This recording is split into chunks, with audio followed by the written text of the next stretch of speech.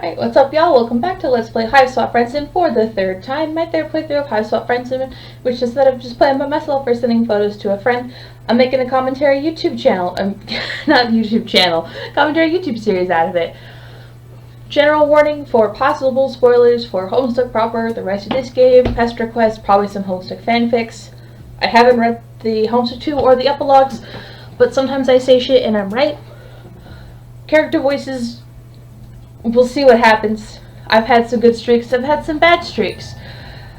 Let's see who it is today. Just kidding, I know who it is, because it's fucking Zebruh. And I put the warnings at the beginning of every video, but just as an audible warning,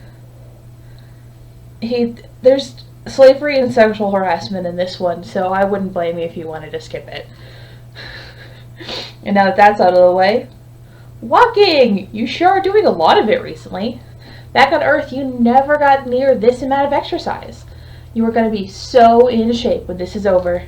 Provided you still have all of your limbs attached and your bones uncrushed. You could probably come up with the safer ways of travel. A taxi or some sort of bus system. You don't have any money and you can't read signs. Also, you are routinely covered in blood and bruises. So, walking it is! Tired as you are, your feet still carry you toward friendship. With Zebruh. Ugh. Your stroll takes you into a nice part of town that seems to have larger, more McMansion-style hives. Based on your past experience on Alternia, you're not quite certain that upper-class enclaves equal safety for you, but you might as well explore. You never know where you'll find your next friend. The power of positive thinking must be on your side, because someone emerges out of the shadows of these sprawling suburbs. What voice do we even give this dude? Oh, hello there. That's bad, actually. I don't like that. I don't believe we've met. I sure would have remembered someone with such unique looks. You don't know where you are, do you? Reading this dialogue out loud is gonna kill me, I'm sorry. By this point in your time on Alternia, you don't know if it's wise to admit that you're lost and naive to the ways of the world. You don't know what you could say to try to convince this guy that you've got any kind of street smarts. Also, he's a horse indigo. I'm just gonna put that on the table. You nod your head reluctantly, but he actually looks more interested in you after the confirmation that you're new to the neighborhood. Have you perhaps found someone who likes you for your vulnerability and naivete? That would sure be fantastic luck. It's a good thing that I found you. Not everyone is as respectful of lowbloods as I am. Oh, but I shouldn't make assumptions just because you're not much to look at. My bad. I don't mean to be forward, but you're just so interesting. Mind if I ask what color your blood is? You hesitate. While you're still terrifyingly ignorant of the intricacies of Alternian society, you're starting to feel terrifyingly informed about the role that blood color plays in this world. I just wish my volume was up super loud. I'm so sorry. And you've managed to gather by now that plain old human red isn't considered one of the better colors to have. What do you do?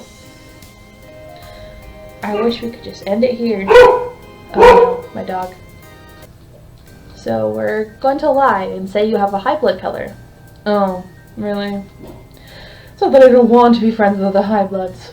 But I'm busy troll, you understand, so I only befriend folks that I might, want to fill a quadrant with someday. Besides, high bloods just don't need as much help in our just society. Stay awakened. He pumps his fist in the air and you immediately copy him, but the gesture doesn't seem to be enough to change his mind about you not being oppressed enough for his tastes. So, I just don't think it's going to work out between us. If only this could be the shortest episode and I can end it here. My dog is barking. So for you guys that would have been no time at all, but taken care of hopefully. Anyway, wish I could make this the shortest episode in the series, but I have committed. And maybe I could just make fun of him the whole time. So instead of quitting, I'm going to tell the truth. Red, huh? Wow, that's so unique. I always liked the color red. I don't think I've ever filled a quadrant with a red blood before. I mean, I don't think I've ever made friends with a red blood before. You don't know what a quadrant is? God, I wish that was me. Or what it means to fill one? Given your experience on this planet so far, you're nervous that it could mean something violent. Not inherently. Fun fact, I once explained to my coworker what the quadrant system was.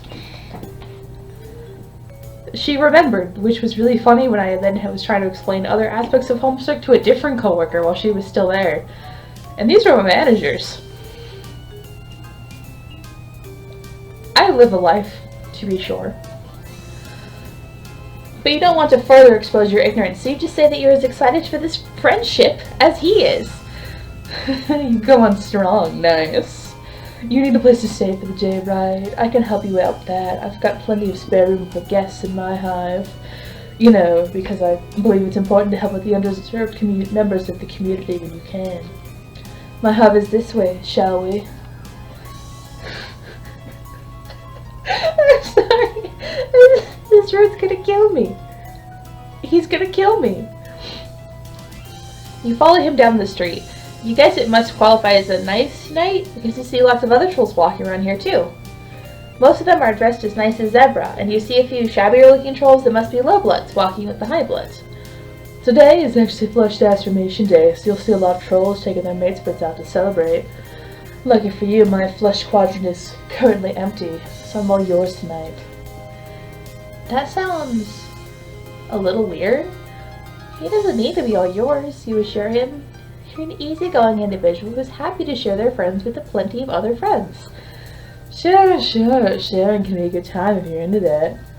I could be, personally speaking, like maybe two lowbloods, but not in an objectifying way. Everyone involved has got to respect each other, you know? Wow, what? You have no idea how your innocent comment about friendship got taken to this particular place. You decide that maybe the best thing to say here is nothing, because who knows how he might misinterpret you next. Looks like there are a lot of high blood and low blood couples out tonight for the holiday. Pretty usual to see in this neighborhood, to be honest. It's sad, but most of these lowbloods are probably with their mates because it's socially advantageous. Pretty shitty the highbloods to take advantage of that, but not everyone is as socially conscious as I am. Gotta fucking rip out his teeth. Sorry, that was more violent than I meant it to be. His teeth are just very prominent on his face. I think it's super terrible when highbloods don't treat their lowblood mates like the queens that they are. You look around at all the other couples. The classified's pretty noticeable, and some of the highblood trolls have scornful looks on their faces when talking to their lowblood dates. One troll is dressed as Cerulean, is making her shabbily dressed night sprite kneel down so he can give her a ride on his shoulders. That's because Ceruleans are bitches. It could maybe be a cute couple-y thing, you guess, except she's laughing a lot and has the heel of her boot pressing into the back of its neck. Don't want to speculate about what people might be into, but it does seem kind of humiliating. Zebruh sees where you're looking and shudders theatrically. In the process of waving his arms around in disgust, he slips an arm over your shoulders. I'm so sorry, you shouldn't have to see something like that. You're trying to think of a tactful and friendly way to move away from his arm around your shoulders when you arrive at what must be his hive. Fuck. My bad about that. Anyway, it's the biggest and most McMansion-y hive on the block, and when he stops in front of it, he lets go of you to gesture proudly at his sprawling home. Welcome to my humble abode. I just feel grateful, you know, being able to share my wealth with those less fortunate. The racist horse! I know it's a zebra. Whatever. When you walk inside the front door, you're greeted by a very distinguished-looking white zebra. It has normal zebra markings all over its body, except for around its neck, where the dark gray zags have formed into a shape that looks like a bow tie, almost like it's wearing a suit. Sorry, I just had to go outside. The smoke is so bad. You don't know how its zebra face is managing to radiate pure disdain when it looks at you, but that is unquestionably the energy you're getting. Don't mind my weakness. It's kind of socially old-fashioned. Because we keep lowbloods around the house to help out and stuff, so he's not all bad. Let me give you the grand tour. That went higher than I meant it to. As Zebruh takes his fucking legs, I just realized. They forgot to finish his pants. He's floating. As Zebruh takes you through the spacious hive, you can see other trolls in several of the rooms. Most of them aren't wearing clothes as nice as Zebruh's. I'm guessing these are the lowbloods he just mentioned? They all seem to be doing chores. Sweeping, cooking, exchanging slime and green slime in troll-sized bathtubs for other, possibly fresher green slime. Each of them glances at you and Zebruh when you pass by, then looks deferentially away. The zebra Lucis is following you, and every time you exit a room, it pauses in the doorway to whinny out what could be orders, or possibly he's just berating them, because he's a racist horse. You arrive at an empty ballroom-looking space upstairs, where some lowblood trolls are hard at work cleaning up the remains of what must have been quite a party. Zebruh seems to notice how all the trolls in here are scrubbing the floor, and how they are all avoiding your eyes. See, I told you I'd taken plenty of guests. I believe that's important to promote diversity, you know. That's why you don't see other lowbloods here. Looks like all the guests are busy today. Well, an important part of communal living involves contributing your labor when it's necessary, right, guys? A few lowbloods mutter an affirmation, while others just put their sponges and mops down to prostrate their whole bodies on the floor. Zebruh looks a little uncomfortable with the bowing, but not that uncomfortable. He doesn't introduce you to any of them. They don't all realize yet that my hive is a sanctuary from the harsh injustices of the outside world. Anyway, enough of my lowblood guests. Let's take care of you, shall we? I have a camera on top of my desktop. I don't use it because I don't look good on camera. Just imagine me looking into it every time he fucking says shit like that. Horns. Hate this man. Perhaps his Lucis has had enough of tolerating your presence because it takes the opportunity to stop following you and go huff at more of Zebruh's guests. Now, for better or worse, you are alone, and Zebruh has turned all of his attention on you. His smile seems very friendly. You ought to see it as friendly. The night's still young. I'm happy to do whatever you want to do. If you feel like going out in the town to celebrate Flushed Affirmation Day, I have lots of other friends I can introduce you to, help you meet that kind of culture, you know? Or if you're tired, I can show you to your guests from now and we can have a nice night in. Go out or stay in? I'm pretty sure he disobeys whatever the fuck you say, so show me to my room, please. You think that going out with Zebruh on Flushed Affirmation Day might potentially give him the wrong idea? And besides, you're pretty tired, so you don't feel like going out. You tell him you're ready to retire to your guest room now. Sure. Oh, bruh, by the way, have you heard of Chixie Roxymere? You probably haven't. You don't seem like you're a very serious music fan.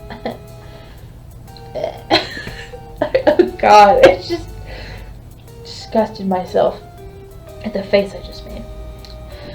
You've got a great opportunity tonight to learn from me. One of your lowblood musician friends is playing a show for the holiday. I can get us in because I'm super connected in the scene. We should go just in case she's there. You could have sworn you told him you wanted to stay in tonight. But okay, you can gather other means of your energy and go to this concert with him. That's what a good friend would do. I love Chixie. I can't wait to get to her room. I want to give her a hug. I feel like I could pick her up, even though I'm only 5'3", and just carry her, and it would be great. We'll get to her eventually, though. He takes you across town to the concert, only trying to hold your hand or put his arm around you a couple of times on the way. So it could be worse. Maybe hand-holding is totally platonic on Alternia. You hope so. The concert itself is one troll with a guitar and a harmonica who, according to Zebruh, is a lowblood whose songs are spreading truly radical messages. Almost as radical as Chixie's. You don't understand the... You enjoy the tunes as much as you can, but you don't understand what the lyrics are trying to say? You ask Zebruh what the lyrics mean, since the message is apparently important to him, but he gets annoyed with your question. What? The lyrics are about, well, about lots of things, a lot of things. So suggestions and impression and stuff. It's hard to explain to someone who doesn't already get it. Like, if you're not on my level already, I don't know what I can really say, you know? But enough about the music. I want to talk about you. What sort of things are you into? You haven't had many opportunities on Eternia to talk about your interests. How exciting! You said that you like playing games, but he's already interrupting you. Cool, cool. Sounds great. Really interesting stuff. What's your quadrant situation like? It's harder to pretend that you know what he's talking about now that he's asked you about quadrants directly. You admit that you have no idea what he means by the quadrant situation. Whoa, you're even more clueless than I thought. Don't worry, I still find you attractive.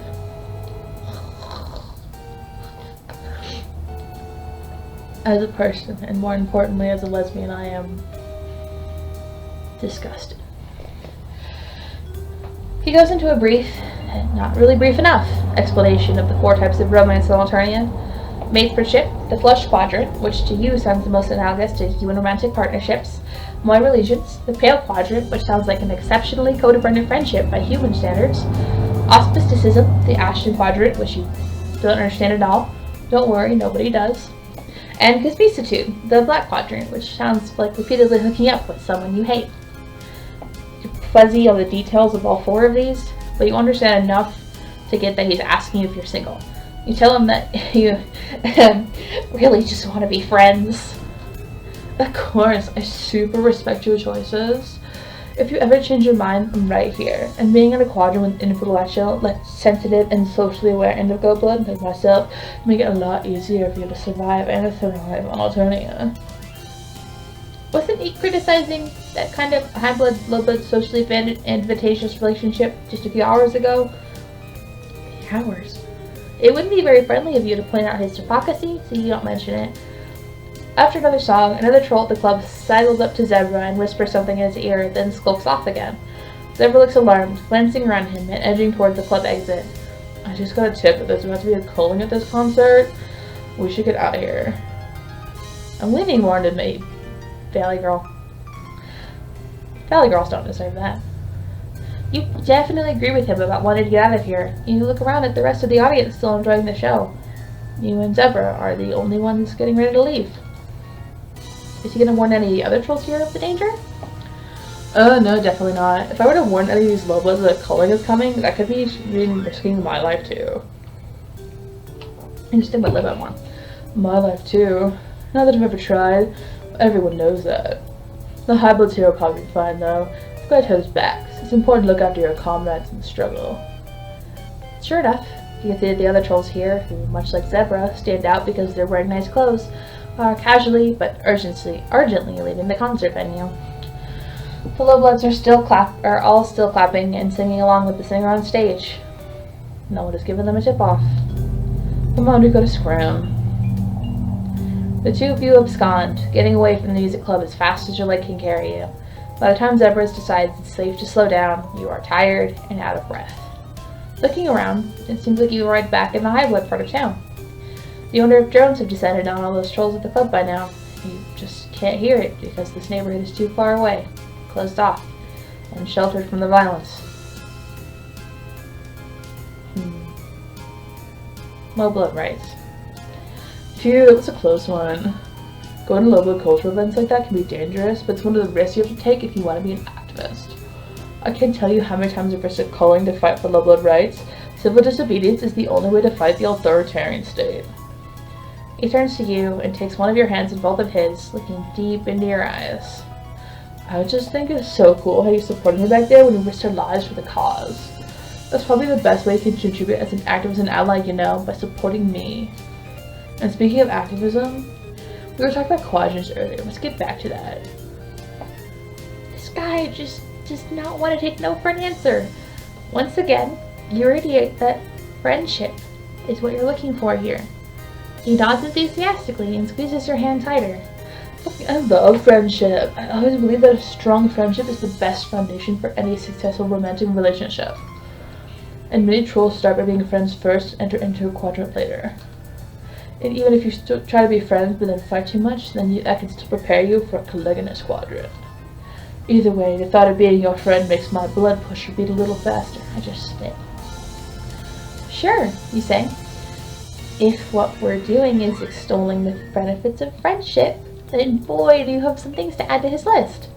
For instance, friendship can give you a sense of platonic companionship with your fellow man, and friends can also come in handy when you need someone to help you move, or take you to the airport, or other non-romantic activities. You think friendship is a great thing to pursue for its own merits. Friendship is so great that once you have it, why would you want anything more? Yeah, totally, you're so right that friendship is a great first step.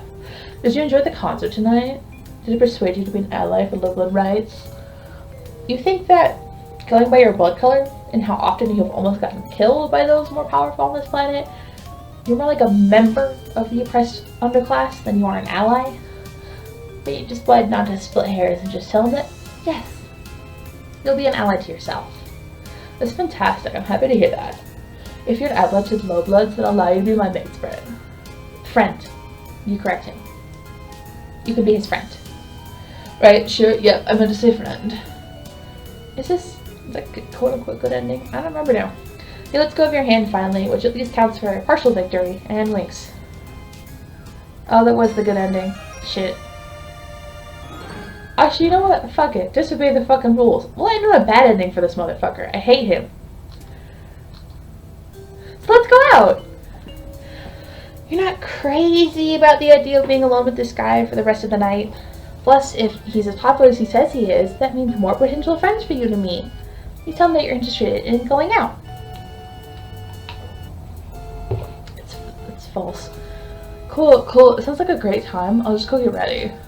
Actually, I think I'm more in the mood for a nice quiet night in. Maybe television streaming service and lower the temperature, if that's cool with you. Boy, if that has the same connotations as it does on Earth, it's not cool with you. You stumble through expressing some misgivings, but he talks over you. Great! Sounds like we both like staying in tonight. I'm not gonna lie, I'm psyched to stay in and have you all to myself. Am I going full frat boy here? Good. I just want you to feel comfortable whatever we choose to do. You're not sure why he asked what you wanted to do, since your preferences don't seem to matter much. My Luces and Gas have probably prepared a delicious meal for you by now. Let's finish the tour first. I assume you want to see my room. Tell him sure. Bedrooms are a great way for people to express their personalities. And as his friend, you're interested in getting to know him better. He doesn't seem to have heard part of that sentence, but it's okay. Hopefully he got the gist. When you get to his enormous room, it's decorated with posters and musicians on the wall and what seem to be social justice slogans. One poster has a symbol with clawed hands in several different colors coming together to hold a trident with the word unity underneath it. Another poster features a rainbow of colors ranging from rust to olive green that proclaims him to be a lowblood ally. Two of the lowblood servants are in here, one of them standing on a stepladder to dust some high shelves while the other crawls around on the floor, scrubbing and picking up wrappers that Zebruh seems to just litter there. Pretty sweet place, right? You look confused by the posters. Your music taste probably isn't refined enough to have heard of my favorite bands. I only listen to subversive musicians that speak truth to power. Luckily, you have me to teach you how to confront your privilege and support marginalized artists. Also, did you notice my rad pile? It's a perfect setup for feeling jam for your Moirel. He winks at you. You don't know what a Moirel is? Or what he means by feelings jam, which sounds like in theory could be a nice thing. Or not, given the sleazy way he says it. You tell him that it looks like a very nice pile of things. You spot a couple pillows, what looks like a puppet with a disturbingly long nose, some random bow ties, a few horseshoes. You look intrigued. Want to lie down on it for a second? We don't have to do anything, but sometimes it can be nice to just, pacify each other a little bit. He sprawls on the pile in what he probably thinks is an enticing way, like he wants you to draw him like one of your French girls. You turn away, and try to hide the disturbed expression on your face, because turning down his advances probably isn't the best way to secure his friendship. As your eyes cast about the rest of the room, you notice that the lowblood servant scrubbing the floor is having a coughing fit. You can tell that she's trying to cough unobtrusively, but seems like she's hacking her lungs up, with each big cough racking her whole body and making her shoulders shake. Concerned, you crouch down by her side. She jumps when she notices you're concerned and mumbles that she's fine and that you don't need to worry. But she doesn't look fine.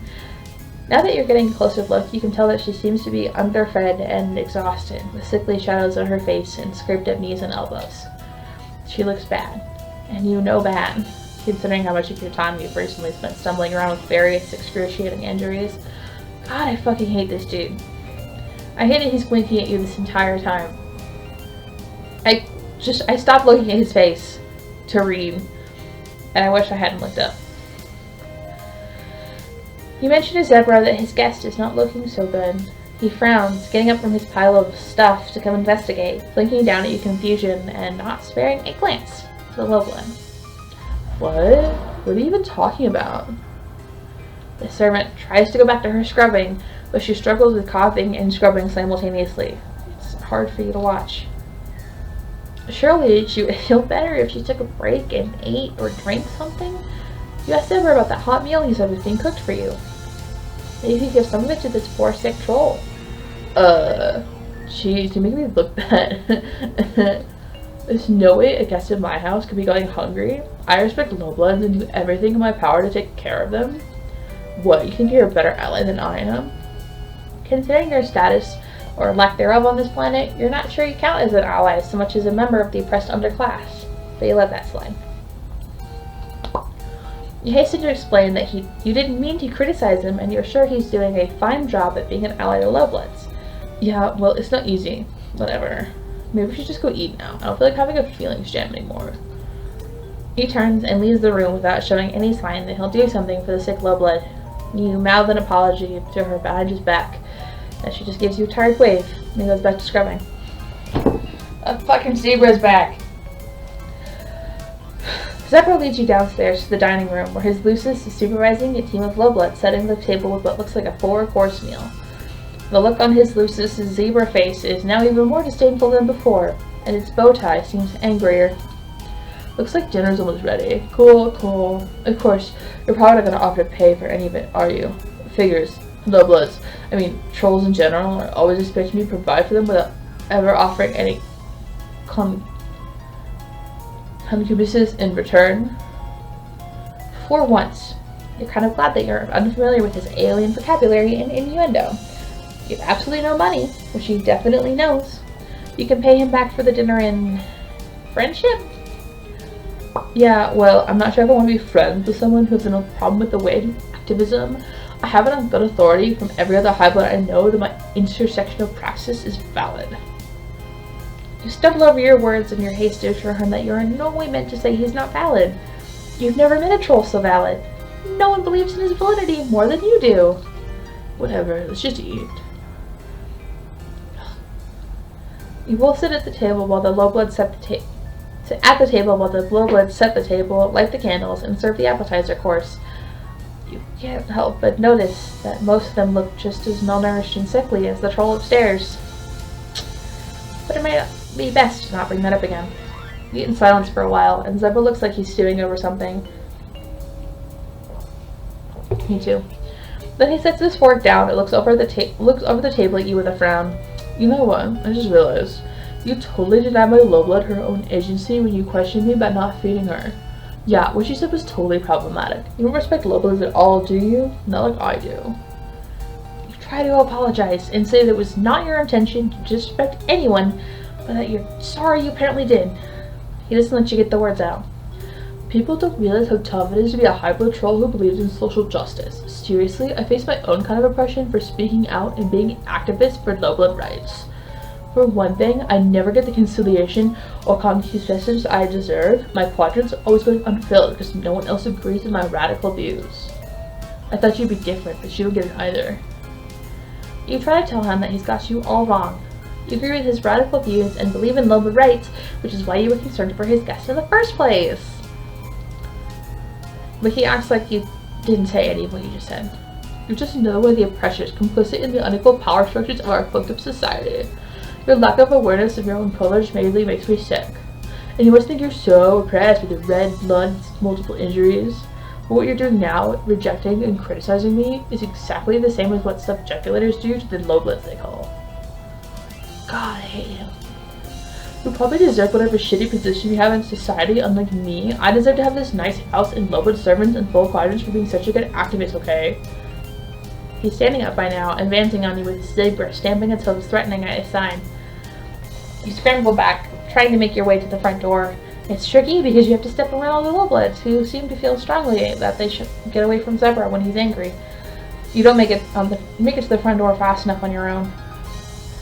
With a terrifying, echoing scream, Zebruh looses, rears up on its hind legs, and strikes you with its hooves, battering you through the front door and breaking some of your recently healed ribs again. Take your privilege and offensive views and get out. Anyone who doesn't respect lowbloods is not welcome as a guest in my hive. It would behoove you to stay away. Good. Yeah, you know what? Fuck it. We're gonna end it on the bad ending. Because I'd rather be out of his house. Actually, I'll do what I usually do for we'll just scroll. Oh, whoops. I did that wrong. Don't mind me.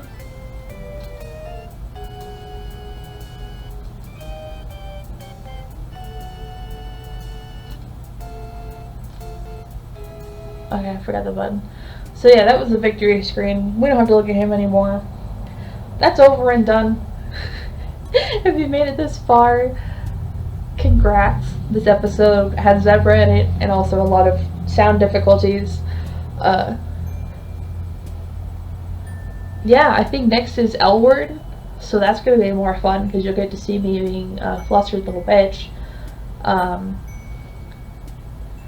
And I don't have anything to say about Zebruh, except for he dies later, and it's non-canon, but that's fine. So yeah, I'll see y'all in the next episode. Bye!